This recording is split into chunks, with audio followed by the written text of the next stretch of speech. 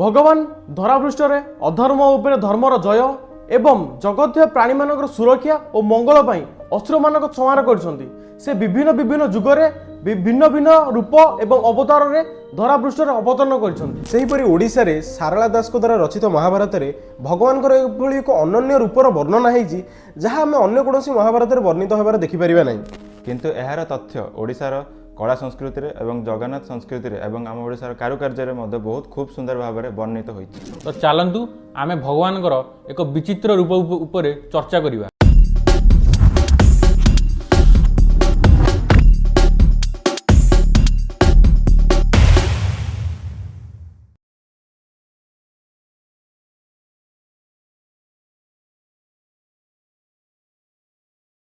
नमस्कार, जय जगन्नाथ। आपण मानकु पुणी थर स्वागत करुच्ची आपणकर सेई खटी को जार ना होची ओडिया खटी। तो आमे समस्ते भगवान विष्णुंकर 10 अवतार रूप हो किंबा जेतेबेले से द्वापर जुगरे श्रीकृष्ण भाव जन्म नहीं तांकर जो पिला बेले तांकर बकासुर को मारिबा हो कि भिन्न भिन्न असुर को मारिबा कथा हो जो जहाँकि आमर तांको मामू कंस पठाउथिले आमे एक कथा समझ जानिछे। किंतु तांकर एमिति एक भिन्न रूप जहाँकि एक विचित्र प्राणी जहाँ को आम नवगुंजर बोली कही था, जहाँ केवल अर्जुन को देखा देइथिले सीए भी महाभारत समय रे।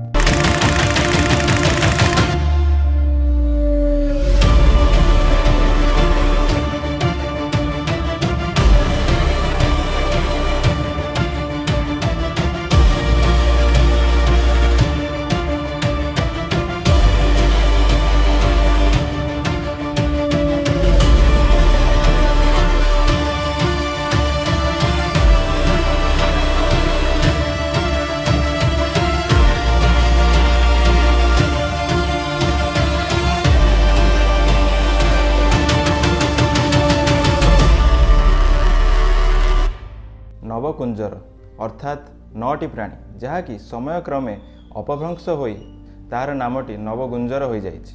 द्वापर जुगरे आम महाभारत समय रे जेतेबेले पांचाली पुत्री द्रौपदी पंचु पांडव को विवाह करी आसीथिले सेतेबेले तांको सह एक अभिशाप मध्ये आस्थिला जे जहाँकि द्रौपदी सह पंचु पांडव भितर कौन एक भाई एक कक्षरे थिले अन्य 4 भाई मध्यरु जदि किए आमर से कक्ष को गले ताहाले तांकु 12 वर्षर दंड विधान भोग करिया पड़िबो।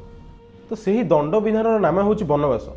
सेहीपरि एक समय रे जो समय द्रौपदी एवं युधिष्ठिर कक्षरे समय अतिबाहित करुथिले अग्निदेव अर्जुन को पाखक जाई कहिले जे तमे कक्ष को प्रवेश कर बोली, किंतु काहीकि तार कारण तांको कहिले नै। अर्जुन मना करिबा सत्त्वे मध्य अग्निदेव तांकु माने कहिथिले जे तमे जदि कक्ष भितर को प्रवेश न करूछ एई समय रे ताहले मु राजमहलटी को मो प्रकोप रे मु जाली देबी। तो सेई भय रे कुहंतु किंबा अग्निदेवଙ୍କ कथा मानि हुंतु अर्जुन कक्ष भितर को प्रवेश करिथिले एवं जेमति कि आमे जानिले 12 वर्षर दंड विधान हेइथिला अर्जुन से दंडटी को ग्रहण मध्य करिथिले। युधिष्ठिरଙ୍କ भय रे अग्निदेवता एक महर्षिଙ୍କ रूप नेइथिले तापरे अर्जुन को खोजिया पई खांडव वन को जाइथिले। सही समय रे अर्जुन को भेट करिया पई श्रीकृष्ण मध्य से जंगल को आसीथिले। तो खंडपा वन जहाँकि मणिभद्रव पहाड़ रे अवस्थित जहाँकि आजिका समय नयागढ़ रे अछि एवं सेठी माँ कलापाट पूजा पाउछंती।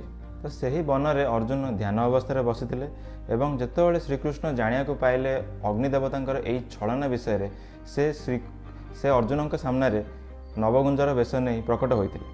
तो जेहेतु अर्जुन वन रे तपस्या करथिले सेथिपई श्रीकृष्ण 9टी प्राणीर रूप नेकी आस्थिले जहाँ को आम नवगुंजर रूपे हो, जार कि मुख होउची कुकुटर, बेक होउची मयूरर, देह होउची सिंहर, कुज होउची षंढर, लांज होउची सर्पर, पछ पाद दुईटी होउची आमर व्याघ्र एवं घोड़ार, आग पादटी होउची हाथीर एवं मनीषर एक हस्त मध्य लगी अछि जोतेरे मनीष सेथिरे चक्र को धारण करछंती।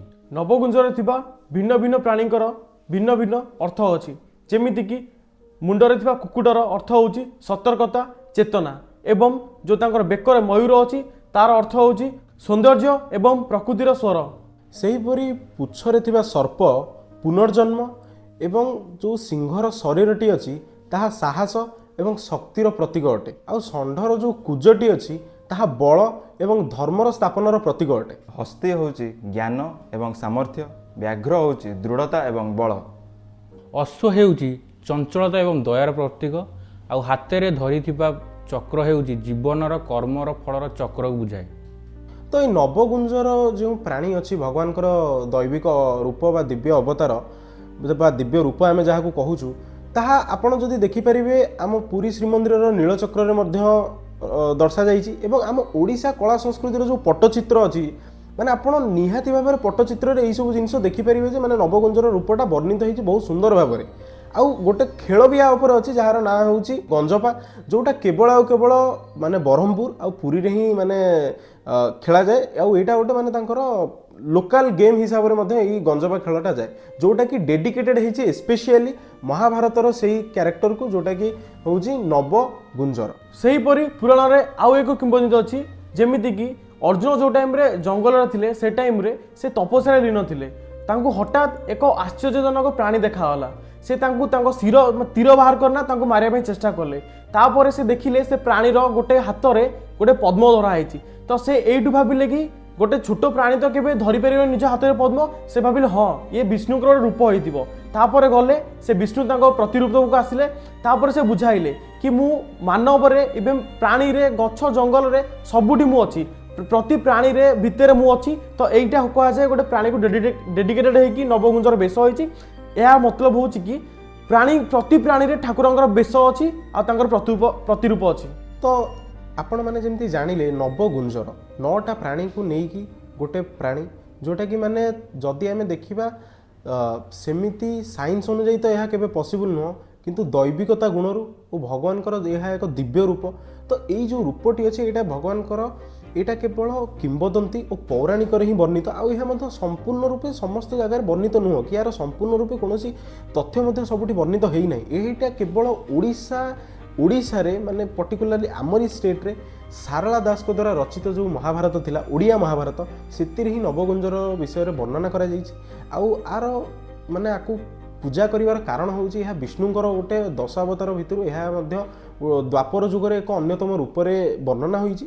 ତ ଯେପରି ଆମେ ଜାଣିଛେ କି ଭଗବାନ ଧରାପୃଷ୍ଠରେ ସଦାବେଳେ ବିଭିନ୍ନ ପ୍ରାଣୀଙ୍କ ରୂପରେ ନେଇକି ଅବତାର ନେଇଛନ୍ତି, ଯେମିତିକି କଚ୍ଛପ, ମତ୍ସ୍ୟ, ନରସିଂହ।